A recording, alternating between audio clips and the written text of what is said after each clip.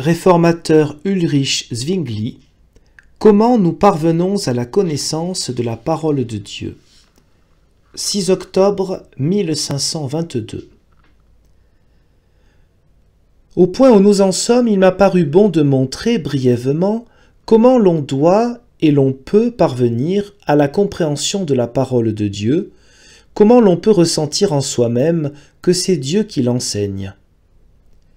Et dès lors que vous n'êtes pas versé dans une connaissance approfondie de l'Écriture, que vous puissiez remarquer si le prêtre qui vous l'enseigne prêche la vérité clairement et sans y mêler ses problèmes personnels. Premièrement, chacun doit ardemment prier Dieu qui lui donne la force de tuer en lui le vieil homme, Romains 6, 6, Éphésiens 4, 22, qui tient fort à sa propre sagesse et à ses propres capacités.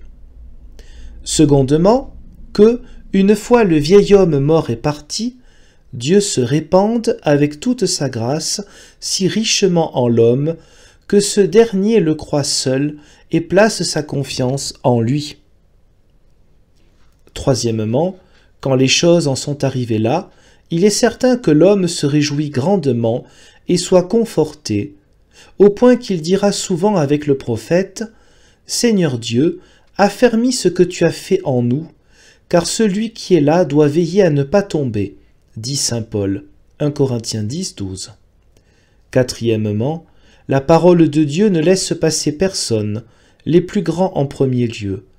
Lorsque Dieu appela Paul, il dit à Ananias, acte 9, 15, « Il est l'instrument que j'ai élu pour porter mon nom devant les princes et les rois de la terre. » Il dit aussi aux disciples en Matthieu 10, 8, « Vous serez conduits devant les rois et les magistrats afin de me rendre témoignage devant eux. » Cinquièmement, il est dans sa nature d'abaisser les orgueilleux et de leur égaler les humbles.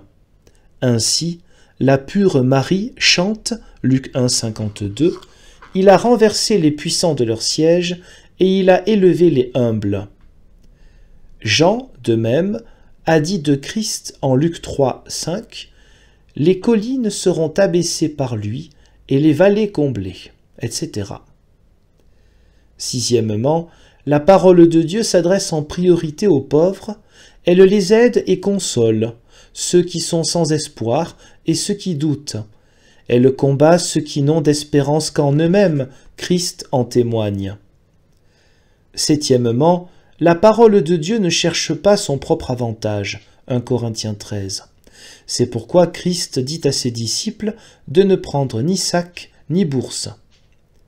Huitièmement, la parole de Dieu cherche à faire connaître Dieu aux hommes, afin que les gens opiniâtres le craignent et que les humbles soient consolés par lui.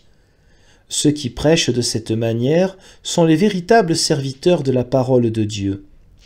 Mais ceux qui, précautionneusement, visent leur propre avantage, comme le chat autour de sa bouillie, ménagent l'enseignement des hommes plus qu'ils ne se consacrent à l'enseignement de Dieu et ne le propagent.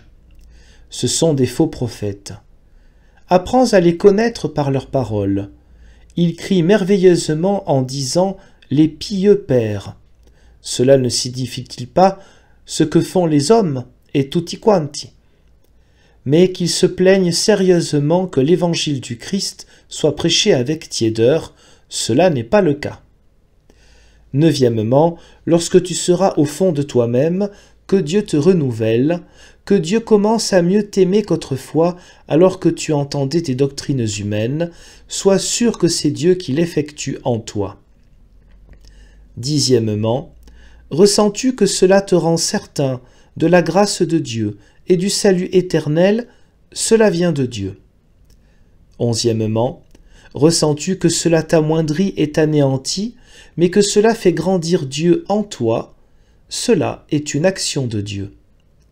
Douzièmement, ressens-tu que la crainte de Dieu te réjouit plutôt que de te rendre triste? C'est une action certaine de la parole de Dieu et de son esprit. Que Dieu nous donne ces choses. Amen.